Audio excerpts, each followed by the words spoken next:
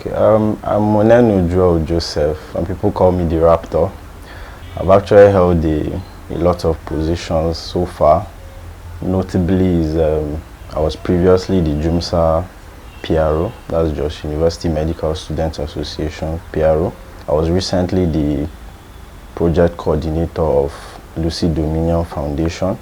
I'm also a publicity consultant and content developer for Healthy Liver Initiative. I'm also the founder of afrislead, which is more like a pressure group that advocates for good leadership in student unionism. And of course, I'm also a JUMSA Presidential Aspirant. My leadership journey, it's actually been a very long road. I would say that I've come a long way. I think one thing that have helped me a lot is the fact that I grew up with people that were much more, older than me. So that made me grow up fast, because like the adage goes that a child that washes his hands well will eat with elders.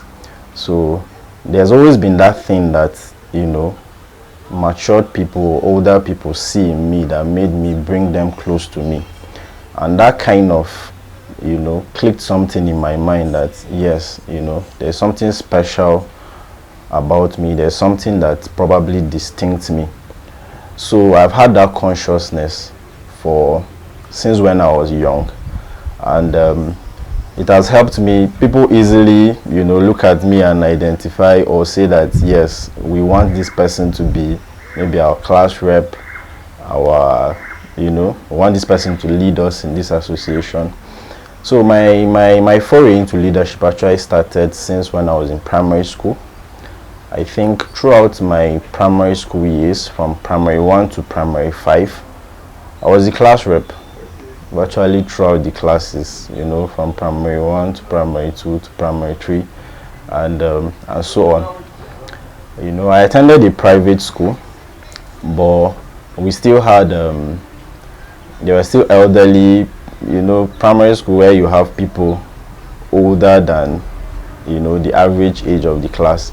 And I was actually I was in the lower age bracket, but then I've been called upon to serve as class rep notwithstanding. I remember a time when I had to lie about my age when our class teacher was asking, how old are you? I had to say I was 14 then, when I was barely 9 or so. Just so that the people I'm leading will not look down on me. So the same trend actually continued in secondary school. I was class rep in most of the classes, from JS1 to JS3, even my SS1. I think it was SS2 and SS3 thereabout that I did not hold any position, so to say. But I was actually a prefect in my secondary school, and I was also the FCS president.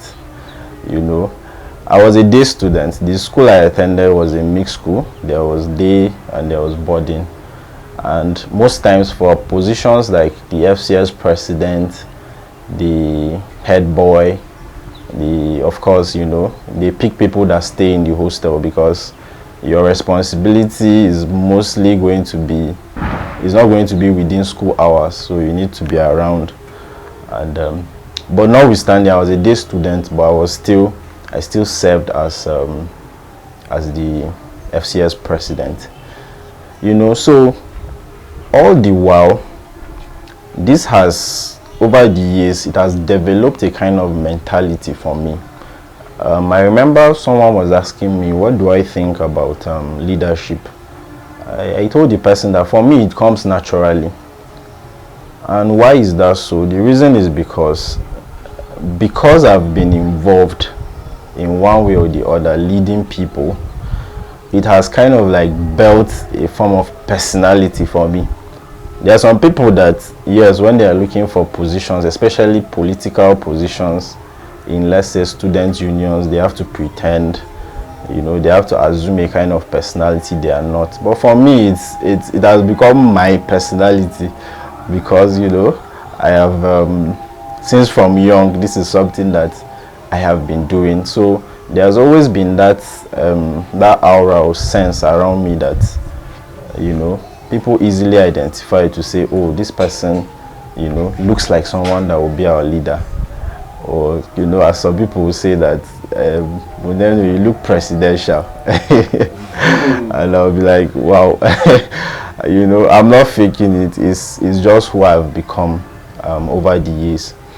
So fast forward to my university. My university is, I'm still a student, by the way. I'm actually a 600 level medical student. Like I said, I'm also aspiring to be the president of my association. So, but I actually started schooling in ABU Zaria, and then when I went to ABU, I zeroed my mind that I was not going to be involved in anything leadership, whether in the CMDA or in the association. I was just there for academics, So I spent a year there. I was given human anatomy to read, to study.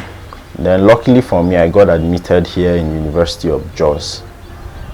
I think that was like a turning point for me, because the trend I was going, or I was on in ABU, was actually more or less like a deviation from what my purpose was meant to be. I feel if I were to be in ABU, I would not have, expressed that inner leadership quality in me. I would have deprived myself of that development that I needed at that critical point of my life. So coming to Jos was actually a game changer, so to say. And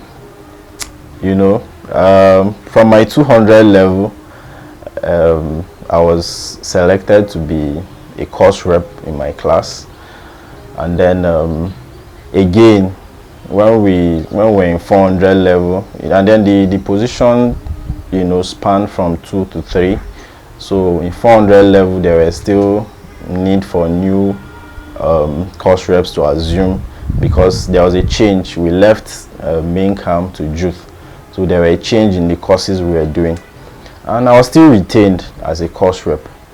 I'm saying this because I believe that politics is first, or leadership is first of all local. If the people around you cannot trust you with a leadership position, then it means that there is something wrong, or it means that they are not really seeing that leader in you. So yes, it's easy for anybody to maybe contest election at a wider scope. Let's say to contest for councillorship or a member of a House of Assembly and thereabouts. Then you don't necessarily need people that know you, so to say. But when it comes to very close groups like family, like church, like class, these are people that are with you, that have stayed with you over the years. And for me, holding a form of responsibility at that level is truly definitive of who you are as a leader. So for me, those positions, no matter how small they may look, they mean a lot to me, because it means that people could identify with me, people trust me with these positions to lead. So it has actually been very, very critical in my development as a leader. So in my 300 level, I contested to be JUMSA PRO, and because there's a way the positions are, shall I say, zoned in JUMSA, in the sense that some positions are zoned to a certain class. So then the PRO was zoned to 300 level, and I contested. I was unopposed, because I feel like my classmates then trusted me to occupy this position and to represent them and to make them proud. So nobody really even contested against me. And for most people in the association, most people testified after our tenure that this is like the first time they are seeing someone redefine what it means to be PRO. I remember what his senior colleague once told me, that then the PRO was in their class, but they could not even, the person could not even inform them, the class, talk more of the association. So, there was that gap in leadership in that aspect. So I was able to change the narrative. We had publicity committees, we had media committees, we set up media accounts, and there were so many things running then in the association. It has built a kind of reputation for me that over the years, people that came behind me, were collaborating with me, were still reaching out to me for us to work on certain projects and aspects, because it's as if I've like set a standard and a pace in that regard. In my state union, we re-established Adamawa State Students Union. Then it was as good as dead. So there were less than 10 of us then, that started this. And I remember I actually called the first meeting we had in front of CT1. And we're like, we have a very large community in University of Jos. Why is it that we do not have a union to unite us and to help us in this environment that we are? So we kickstarted the process. So I was actually a founding member, and I also acted in the capacity of a PRO then. Today we have a very strong union with an alumni union with over close to 500 to close to 1,000 students now. So it's something I'm proud of. I feel like that's probably one of the reasons God brought me to University of Jos. Yes. And then another thing I helped found was Adamawa State Medical Student Association. Now this union was literally absent in the University of Jos. So we had to kickstart the process, and then I was the founding president, called, and today by God's grace we have a union standing, we have a president, and we also worked at the national level, because we have like the national body and then the University of Jos chapter. We worked then with Comrade Minor from ABU Zaria, to see that we have the national body up and running. Today we have a very strong national body organizing outreaches in our state, and so these are things that I am proud to say that I have played a part in contributing. And also for positions that I've held in Nigerian Medical Students Association. Of late, recently, I was the media director of Standing Committee on Capacity Building. Now, what that Standing Committee does is, more or less like what Africa Leadership Incubation does. And I want to say I'm also a proud member, yes, or more or less panelist, yes, and contributor to Africa Leadership Incubation. So that's also a similar thing that Scope B does, to train and to make sure that we add value. Let it not be that you come to medical school for the 6 years that you are here, and then the only thing you leave is an MBBS certificate.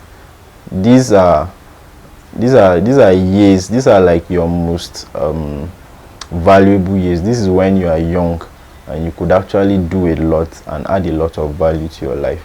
So we did that, and at the end of the tenure, I was actually awarded as the male personality of the year. Wow. Because of the contributions. We really networked with medical schools across the country, and today people can always make reference to that, and people still reach out to us to consult, how can we go about this, so on and so forth. So it has been a very it has been a learning curve for me, and you know, I've learned a lot over the years. I've learned a lot over the years, even at the level of NGOs that I'm partnering with or that I'm working with, talking about Dominion Foundation, Healthy Liver Initiative, you know, for the programs, the outreaches we are organizing. You know, it's been a lot. And then down to my own initiative to Facelift, which also doubles as, like, you know, a campaign movement for my aspiration. Now we are trying to change a narrative. You know, there's a dimension that we want to bring to student unionism, and that dimension is that if you are not willing to serve, you have no business with leadership. You know, we want to show that, we want to practicalize that you know, it's high time that student leaders become responsible, you know, and take the place of service, not what they can benefit for themselves from holding those positions. So and for aspiring leaders, I want to say just these three things that I feel I've learned or are my values. I want you to know that you have to get it right at this point in your life, because it's a critical stage, it's a crucial stage of your development as a leader. So first and foremost, you have to understand that whatever position you are going to occupy now is just the beginning. Like, I see a lot of young leaders, the moment they become presidents or, you know, secretary generals of they feel like they've made it. You know, it's just a start. So do not use your hands to spoil what would be a bright future. You know, do not use your hands to spoil what would have been, you know, a stepping stone for you. Then secondly, you should remember that in service, just like the Bible will say, seek ye first the kingdom of God and everything else will be added to you. In leadership, serve. Everything else will be added to you. You want the connections, it will be added to you. You want the network, it will be added to you. You want the value or the reputation or the testimony, it will be added to you. So just serve. Every other thing will be added to you, because our mind have a way of, when you enter into a position with the mind to maybe accumulate wealth or whatever personal desire you may have, there's a way that your mind will reroute you to only do things that will benefit you at the expense of the association. But when you have the right mindset of service, every other thing else will be added to you. Then lastly, politics is local. Whether you want to continue in secular politics or, you know, you must have a good reputation, and people remember. So do good where you are, no matter whether as a positional leader or non-positional leader. Always do something that you'll be remembered for. Just have that at the back of your mind. And then you know, for Nigeria, it's so sad that we are where we are, and I see a lot of leadership decay, and I feel that it starts from you know, the crop of leaders that we have. How were they? How did they start? Did they get it right? And that is why I must commend Africa Leadership Incubation for the vision that they have, you know, to develop a crop of leaders to transform minds, so that at the end of the day, we're going to have transformed minds in different spheres of this country, and, you know, in the nearest future, we would also get it right. So, but I want to encourage every young person. Elections are forthcoming. Please, let us do our own part. Enough of the complacency, enough of the apathy. We have to take our own future into our own hands. You know, let us play our own part and also develop ourselves, so that when the time comes, when the opportunity comes, we would also add value to our country. I want to call on all young people. Guys, we need to get involved. You know, I'm a card-carrying member of the People's Democratic Party, and I did not choose the PDP necessarily because I believe in their ideals. or anything, but I wanted to use this opportunity, especially this electioneering period, to learn the process. You know, there's a process before governance. You know, there's politics before governance. We have to learn how to play the politics. That is the only way that we can get the kind of people that we want to govern us. So guys, join political parties, join movements, learn the process. You cannot beat the process if you do not know how it operates. And people, you know, young people, we do our elections on social media. And I tell people that the people that are going to vote, that are going to determine who leads you, they are not on social media. In fact, some of them don't even have television, they don't have radio, they don't have the information that you have. But because we fail to act on it, that is why such individuals can vote in anybody for us and put us in the mess that we are in as a country. But if we get involved with the information that we have, we're a very strong force. As youth, we're a very strong force to contend with. If all of us can do what is needed, join political parties, get our PVCs, on election day we vote, we are going to, you know, we are going to create the change that we need. I just created a challenge recently for medical students, and one of the challenge is we're asking people to flaunt their PVCs, because I realized that a lot of us, we criticize, we make comments online, but we don't do anything to change the narrative. Believe you me, if we do not act, you know, nothing will change. So we have to take the initiative. The little that you can do, do it. You understand? It will have that ripple effect when we work together collectively for our country. Well, 2023 elections is by the corner, and is another opportunity for us to get things right in the country. Now, I believe that, you know, we need a leader that is in touch with the current reality. And then, irrespective of where this leader is from, Nigerians should vote for such an individual, because the world has changed actually, and then Nigeria, we need to keep up. We need to keep up with the rest of the world. Now, the political parties, the major political parties that we have, yes, they've been playing around with the idea of zoning and the likes. I feel like, yes, the zoning arrangement is meant to create a kind of federal character, in the sense that every zone is carried along. Now, notwithstanding, as good as that is, the emphasis should be on who is competent, who has the values, who has this political will, and who also has a sound mind and health. We can't emphasize this enough.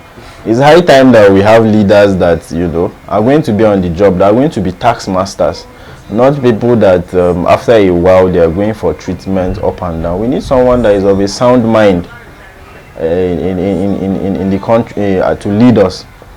So honestly, we have to get things. We cannot afford, because I see the last 8 years as, you know, a very, very bleak period in Nigeria's politics, in the sense that we've only retrogressed, and we need to catch up. We need to double up as a country if we're able, if we want to reach, you know, if we want to attain the level of development that we want. So Nigerians, let us do what is needed. Let's go for competence, and it doesn't matter the political party actually, in as much as we know the reality that certain parties are not buoyant enough, or they do not have the structure to win elections. But then at the end of the day, it's the electorate that decide who wins. So enough of this narrative that votes do not count. Votes will count. How be that? Let's take out that narrative. I believe that votes will count this time around, and if we come out and vote, we are actually going to get the kind of leader that we want as a country. Okay, I see a lot of technocrats in Nigeria that they have failed, you know, to pay the price for what it takes to be a leader. You know, it's not enough to be a technocrat. You have to learn the politics. And so this is my call to aspiring politicians. Pay the price now. Join a movement, join a political party, learn the process, build network. You know, don't just from the blues, you know, come out and say, oh, you want to be this, you want to be that. Play the politics and then learn the process. As you are going up the ladder, you are building the connections that you need, because we need to get it right both in the politics aspect and in the governance. Because if we do not play the politics right, we can never, the system can never churn out the good leaders that we need. So I call on I see a lot of presidential candidates that they are very good, their pedigree is good, they have this, let's say, the CV for the job, but then they can never win the presidency because they did not play the politics. So we need to get it right in that aspect. So let's play the politics so that we can get the right people in the right places.